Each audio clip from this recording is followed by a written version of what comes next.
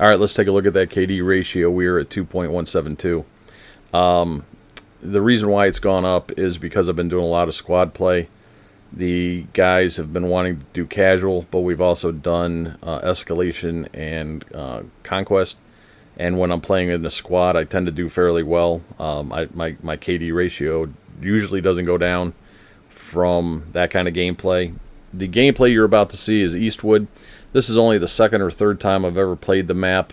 I've muted the sound from this gameplay so that you can hear the podcast. There's a lot of squad chatter, and it would step on the podcast, so I just erased it. If you want to see this unedited gameplay and maybe with comments along the way, put it in the comment section below, and I'll put that together, and maybe I'll dump it on Wednesday. I might even dump it on Tuesday. But put the comment section below. And by the way, speaking of, please hit that like button. I said please. I'm getting hundreds/thousands of views, but I'm only getting dozens of likes. The reason why I'm asking is that it helps the algorithm, it helps the channel grow, it helps basically feed my content to other people of similar mindsets, and it really does help the channel a lot. So I'm asking, please smash that like button. I'm trying to put content out that is not of the common knowledge. The petrodollar, the war in Afghanistan, the natural gas pipeline, Halliburton, the petrodollar, how money works, inflation, how inflation works. I'm trying to put out content that is not common knowledge. You're not seeing it on TV. You're not seeing it in movies. You're not seeing it on the news. I'm trying to give you that kernel or seed of knowledge so that you can dig deeper into it. The knowledge is not hidden. It's just obscured. You have to know what you're looking for in order to find it. Well, if you are ignorant of that knowledge, of that piece of information, you won't be able to find it. So I'm trying to give you that tidbit, that seed of knowledge, so that you can dig in and get more information. So I'm trying to put out information for the betterment of all. Now, I agree that some of my comments can be a little contentious and probably get some people's panties in a twist. In fact, the fact that I just said panties in a twist probably put some people's panties in a twist. But if you find this information if you find it useful, please, I'm asking, hit that like button. This topic today was originally going to be on social media and echo chambers. I just kind of gave you a little tidbit about the like button and how the algorithms will feed you information back to you based on what you like. And I don't care what platform, X, Instagram, TikTok, Facebook, or even YouTube. When you hit that like button, the algorithm will feed that information back to you and other people that have the same likes as you do. And this actually will create an echo chamber. And an echo chamber is a very dangerous thing, because what happens is that all these platforms want you to spend all of your time on their platforms so that you can watch their advertisements and they make money. So they're not going to show you things that you don't agree with, because it might encourage you to click on another platform that doesn't do that. And what happens is it creates an echo chamber. You keep hearing your same opinions being fed back to you from other sources. So in your mind, when you have multiple sources reinforcing your thought patterns, it solidifies them into an opinion, whether that opinion is based on fact or not. And that can be very, very dangerous. And so that's why I wanted to make that video. And it's going to go out probably next Monday. But on Saturday morning, I was watching the news, and they talked about an article in Forbes magazine that was released on January 9th of 2026, titled, "Gen Z are arriving to college unable to even read a sentence. Professors warn it could lead to a generation of anxiety and lonely graduates." The actual link is in the description below. I'm going to read the article, but you're welcome to double check the source. And I'm sitting there thinking, wait a minute, college is a higher education. Reading is elementary school level.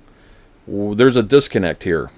And the more I thought about it, the more I'm thinking that this is a one big reason why we have a problem in this country with echo chambers, is it because people aren't reading. They're not developing critical thinking skills by reading other opinions, other people's works that might differ from your own, that helps expand your mind into a reasoning person who is capable of discerning the truth from minutia.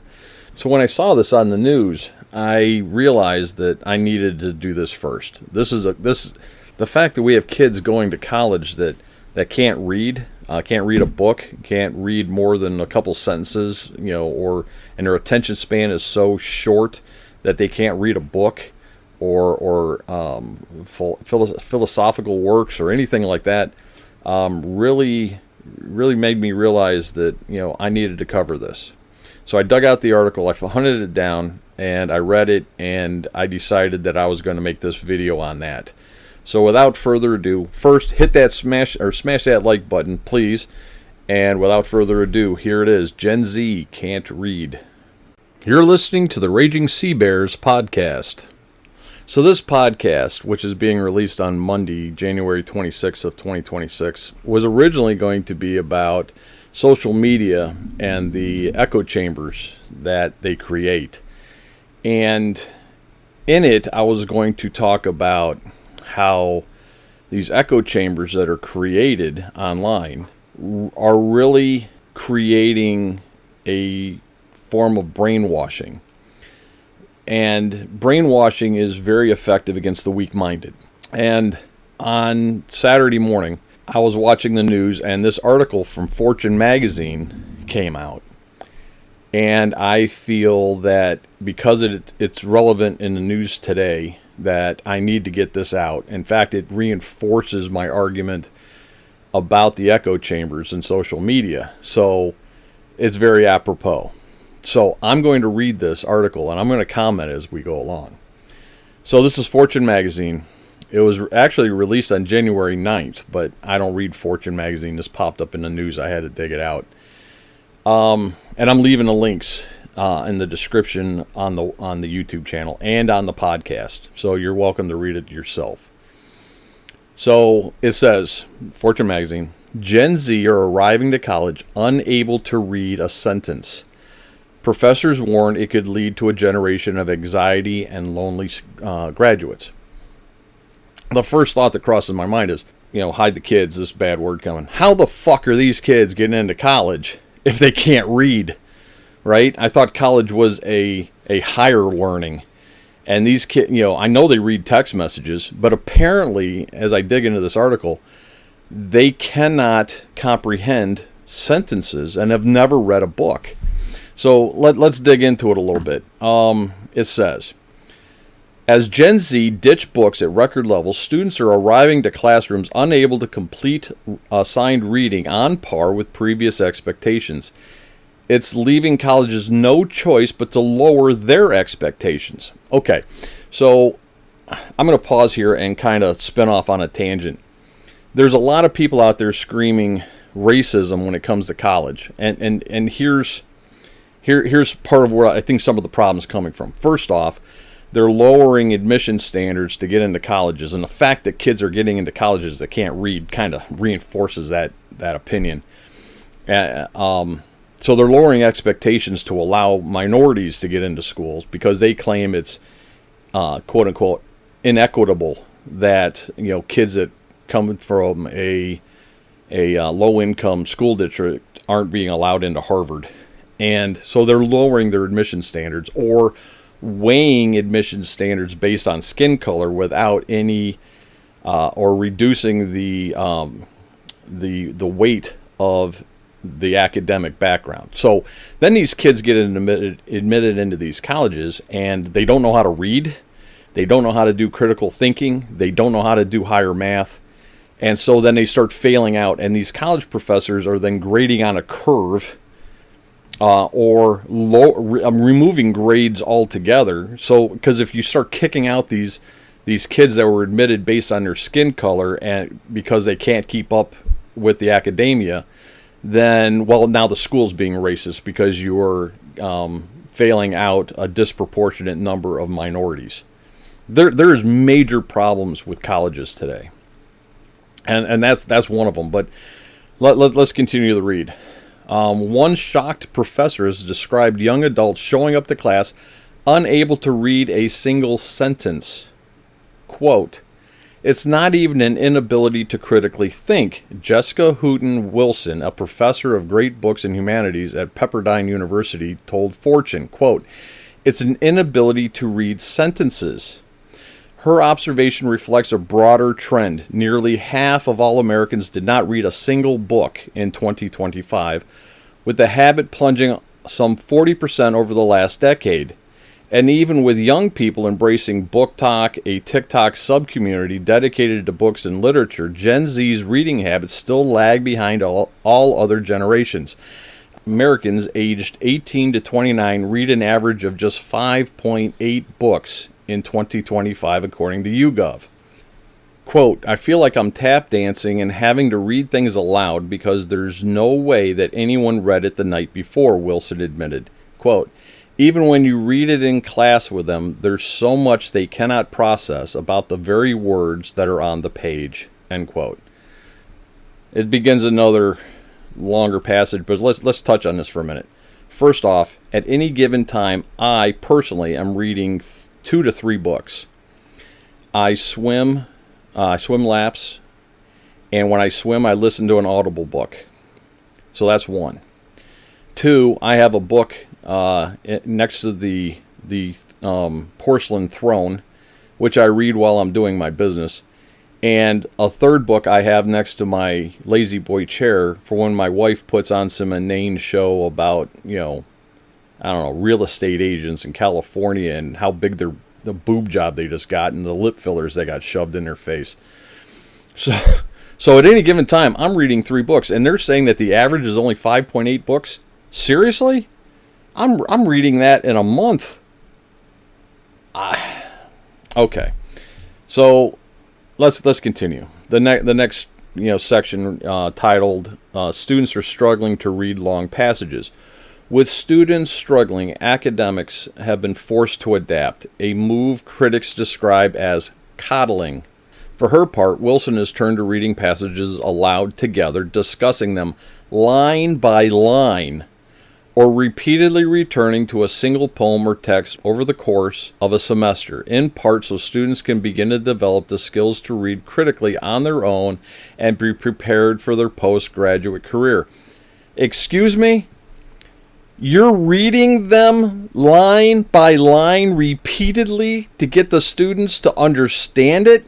This is higher education, people, and there are college people that comment in my YouTube comments that are calling me ignorant and bragging about their university. I'm sorry. I have to call bullshit on all of that. If you're bragging about being a student at a university that is reading you books line by line, and then you have the balls to sit there and judge me on my knowledge base, son, daughter, whoever the fuck is writing those comments, I got news for you. By the sound of it, I am head and shoulders above any of you. Okay, so continuing. Quote, "I'm not trying to lower my standards. I just have different pedagogical approaches to accomplish the same goal," Wilson said. Not to sound condescending or anything, but that was a big word. Pedagogy is the activity of educating or instructing. So that's what that one means for those not in the know. Adding that she taught at 5 institutions during her 22-year tenure, and more selective ones like Pepperdine tend to have better prepared students. Well, apparently not. Now, personally, I hate the way I sound when I'm reading text. I can read so much faster than I can speak. And when I'm trying to slow things down so I can get the words out, I sound like I'm stuttering, or I hate the way I sound. It makes me sound like I'm struggling to read, and that's not the case. What's that joke about? I'm writing this slowly because I know you can't read fast. Well, I'm the other way around. I can read fast, but I can't speak as fast as I read.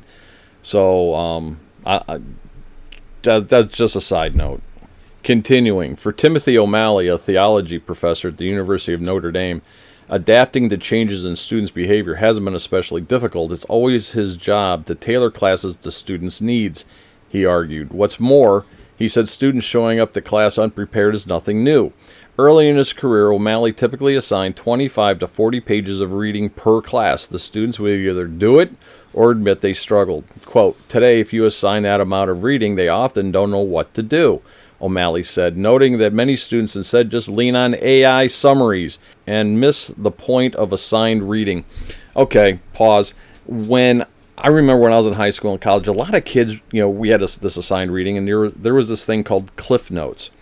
And I know a lot of kids that would read the Cliff Notes and not read the assignment. Well, the teachers read the Cliff Notes too, right? So then when they were quizzed or when you were tested on your reading, they would purposefully ask questions about the book that was not in the Cliff Notes, and those people were always caught, shorthanded and ended up failing the test. And it sounds like they're doing similar things here, but they're using AI to summarize the book or the text. Anyways, continuing. He traces part of the problem to early stages of education where reading has been framed as a means to an end rather than a pleasure or habit. Years of standardized testing, he argued, have also trained students to scan for information rather than sit with complex texts. Quote, they've been formed in a kind of scanning approach to reading, he said, useful for navigating news articles online, but far less effective for engaging with dense novels or philosophical works.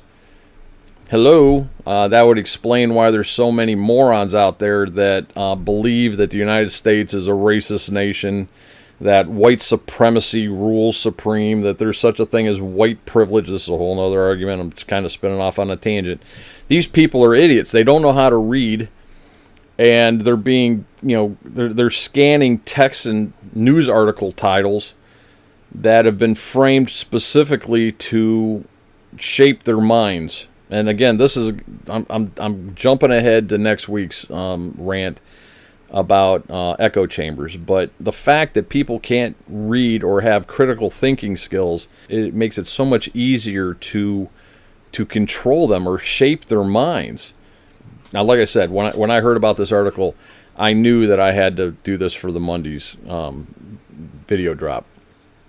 Next area. Reading is on the decline, and it could have wide-ranging impacts. One major issue among college students isn't hostility toward reading so much as a lack of confidence and stamina. Yeah, because all you guys know how to read are text messages, apparently. When professors reduce anxiety around grades, students are often willing to give the reading list a go, according to Brad East, a theology professor at Abilene Christian University. In his course, he hasn't changed reading length or difficulty, but rather adjusted assignments and length of generative AI to stimulate real critical thinking. It isn't important to me, quote, it isn't important to me to have stress-filled cumulative exams, nor do I particularly care about grade inflation, East told Fortune. I want them to learn. The confidence issue is something that Brooke, I'm going to butcher this name, Vukovic, a professor at Northwestern's Kellogg School of Management, has seen among business school students each term about 40 to 50% of her students describe themselves as novice or reluctant readers. But once they are encouraged to begin reading, she said the shift can be immediate. Okay, all parents out there, go buy Harry Potter. It's an easy read. The kids love Harry Potter. Get them reading. There is no excuse why a kid goes to college and can't read. I'm sorry, I can't even figure out how the hell they got into college. This is blowing my mind. Continuing, and despite Gen Z's shift away from reading, the habit remains popular among the ultra-wealthy. A J.P. Morgan survey of more than 100 billionaires released last month found that reading ranks as the top habit that elite achievers have in common. Hello? You've got all these morons out here that can't read, screaming inequality, that it's not fair that there are billionaires in the world while they're driving shitbox Dodges and they can't fucking read? Wait a minute. This goes back to choice. We are all creatures of our choices. A lot of us take the simple path, take the simple choices because it's easier, because we're all inherently lazy. And then we complain when we're on the other side of that decision, complaining that it's not fair that someone who made the harder choice is benefiting. Here's a simple story to illustrate. And I told this story earlier on another video, and I'm going to say it again. My wife doesn't take me to parties anymore. She doesn't take me to parties because I tend to speak my mind. Yeah, go figure. So the last party I went to was a New Year's Eve party, I don't know, 5-10 years ago, somewhere in there. And the women were in the house, and they were all drinking their wine, and the guys were around the fire pit drinking their beer. And after a few of them, this one guy started going off about income inequality, how it isn't fair that there are people in the world driving a Mercedes while he's driving a shitbox Dodge. Oh, life isn't fair. And I looked at him, and I said, when you were in high school, I said, were you on the football team? Yo, hell yeah, man, I was on the football team. I said, did you date a cheerleader? Damn right, man, I dated a cheerleader. I said, you know what I did in high school? I studied. I took the hardest courses I could take. I took 5 years of math, including calculus. I took 5 years of sciences, 2 years biology, 2 years chemistry, and physics. I took 4 years of foreign language, including Spanish and Latin. I did that so that I could get into a good school. And I could get a good education so that I could get a good job and make good money so I could drive that Mercedes. I didn't date a cheerleader in high school. You don't hear me bitching about the cheerleader inequality, do you? So if there's 100 billionaires, surveyed that say that reading is their top habit, hey, people who want to make money, big clue, start reading, right? Anyways, continuing. The consequences of declined literacy extend far beyond grades, classroom performance, or even future careers. Reading, Wilson said, is a way of seeing ideas from other people's eyes, leading to increased empathy and feelings of community. Quote, I think losing that polarization, anxiety, loneliness, and lack of friendship, all of these things happen when you don't have a society that reads together. We have an entire generation or two of kids that are anxious about everything. My daughter, when she was, first got her driver's license and it was after she had her driver's license, but when she first started driving on the freeways, because I kept her off the freeways for a year until she got some, experience.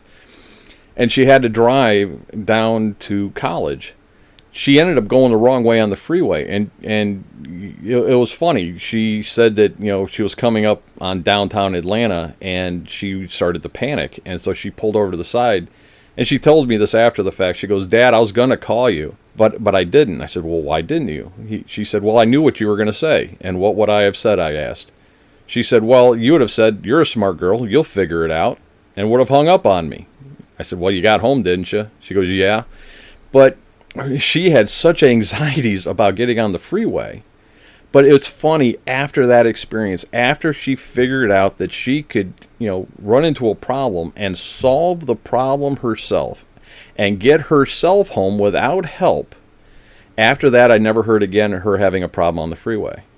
I think this is a big problem with our kids today, is that they have been sheltered and coddled. They don't know how to think for themselves. That, Mom, can I do this? How do I do that? And then you either do it for them or give them step-by-step instructions rather than let them figure it out. Look, I'm Gen X. When I was a kid, my parents kicked me out of the house and said, don't come home until the streetlights come on. Okay? We found our own fun. We did everything from, build ramps and jump, have kids lay in front of the ramps and then jump them with our bicycles. There's YouTube videos of that, by the way. We had this thing called lawn darts where we used to actually throw them at each other. We used to play a game called Stretch where two guys would face each other and use our pocket knives, because everybody had a pocket knife. Everybody. And we would throw the knives and stick it in the ground, and the person would have to stretch their feet over. Or we'd see how close we could throw the knives at each other's feet. And we all survived. We did stupid things. I broke my arm in elementary school because I climbed to the very rafters of the gym on a cargo net. There were also ropes. I don't know if they still do that anymore. You can actually watch Police Academy where they're climbing ropes. We did that in elementary school. Well, I was at the very top of the cargo net and the whistle blew, and I thought I'd, be like Spider-Man. I was gonna, let go with my hands, hold on with my feet, spin around, grab it with my hand, kind of like a flip. Oh yeah, I flipped all right. My my feet didn't catch like I thought, and I fell from the rafters all the way to the ground and broke both bones in my left wrist. But we took chances. We found our own fun. We solved our own problems. We never relied on our parents to do it for us. And I think it made us better people. And shame on us, because it's our fault.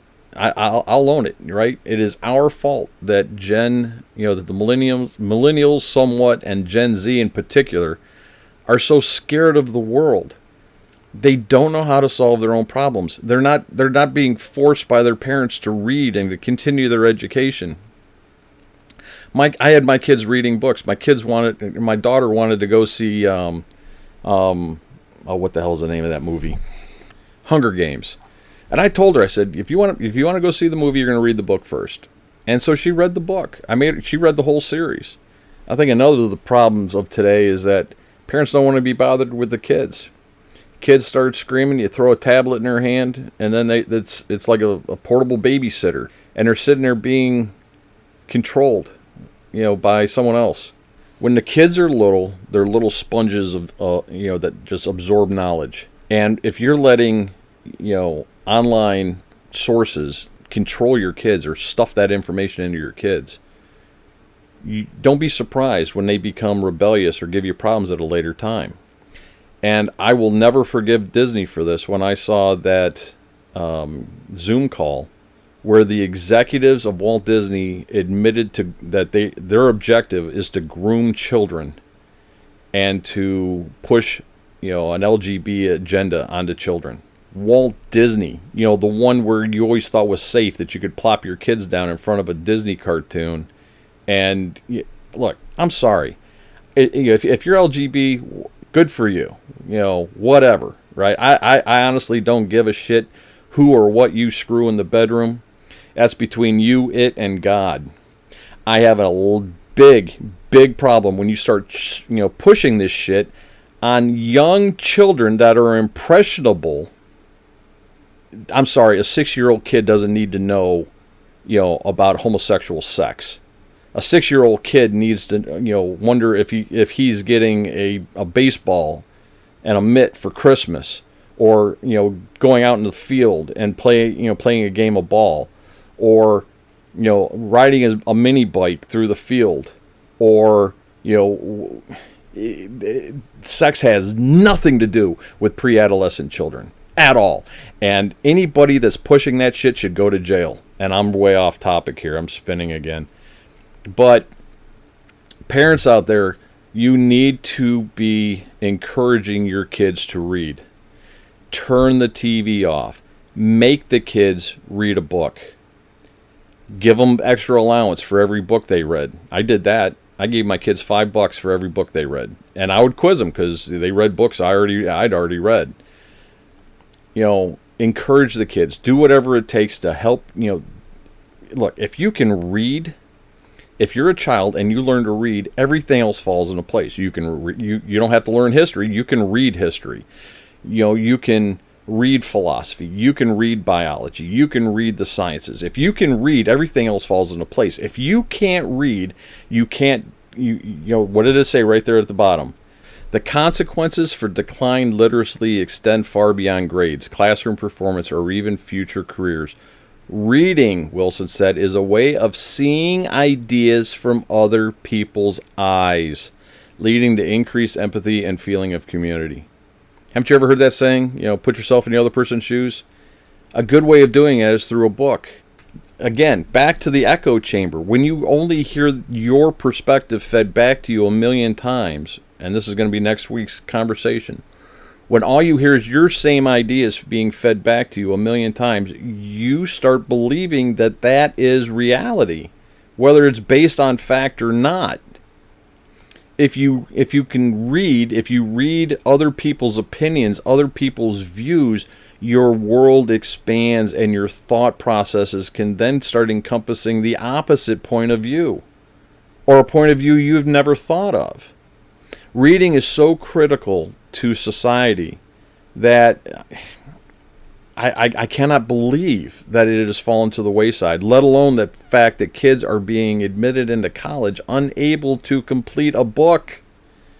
That should be minimum requirement. What was the last 10 books you read? Please summarize in a paragraph. If you can't read, how do you write? How do you write a paragraph? How do you write these papers outside of using AI to generate it for you? We have problems in this country, people, and it's fundamental, and it's starting with our children. Never forget, Hitler once said, quote, "When an opponent declares, 'I will not come over to your side,' I calmly say, 'Your child belongs to us already. You will pass on. Your descendants, however, now stand in the new camp. In a short time, they will know nothing else but this new community.'" That is a quote that everybody in the United States and the world should remember, and almost no one has ever heard it. Look it up. It's real. Hitler had the Hitler Youth for a reason. He indoctrinated them young, and when they grew up, they were loyal to him. Teach your kids to read. Get involved. Don't be lazy. It's so easy. It is so easy to plop them down in front of a video game, which are addictive, and it is so easy to put a tablet in their hand because it shuts them up and you can have some peace after a long day at work. But you have to ask yourself, who's feeding the data? Who's writing the stories? Who's writing the apps that you are streaming into a child that is absorbing that information at the fastest rate they will ever absorb information in their life? You need to be controlling that. And if there's one podcast that I ever would say is probably the most important one in history that I've done, it's this one. Teach your children. Don't let other people do it for you. And with that said, that's the end of this one. On the next one, I hope, unless something else comes up again, is going to be on social media and how it creates echo chambers that are brainwashing people. Anyways, this is SeaBear out.